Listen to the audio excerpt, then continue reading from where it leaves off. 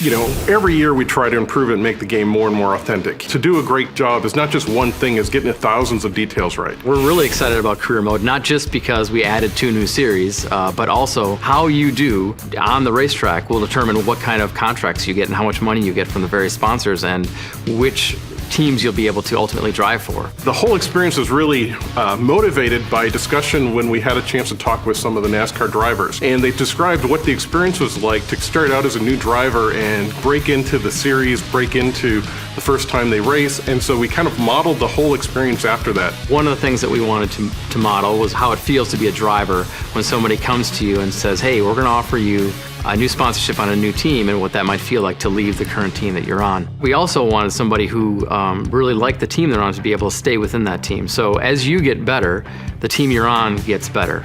We're really excited this year to have Brad Kozlowski involved in aiding our development. And one of the things we did early on was show him what we're planning to do for career mode and what it was like.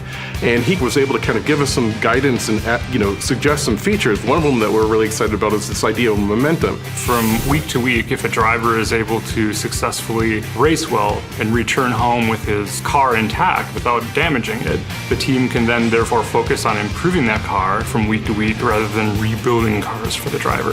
Having momentum improves basically the equipment that you get to race with. This idea of momentum is really critical to, a team in real life, and so we wanted to model that in our career mode.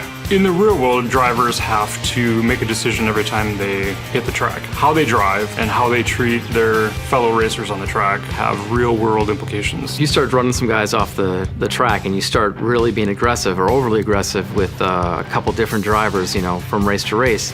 You'll get feedback from real life drivers telling you, hey, you gotta cut it out there. You're developing some enemies. Your rough driving is starting to make a few enemies out there. You might want to be careful. As time goes on, you develop sort of on-track rivalries with a couple other drivers who will race you really aggressively. Rivalries will make your experience in your career more difficult.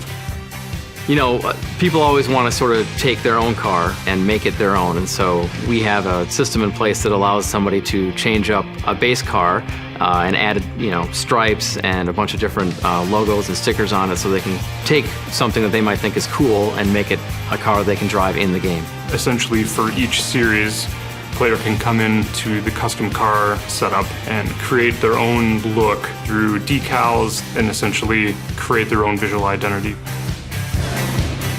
NASCAR Heat 2 arrives September 12th. Pre-order now at NASCARHeat.com.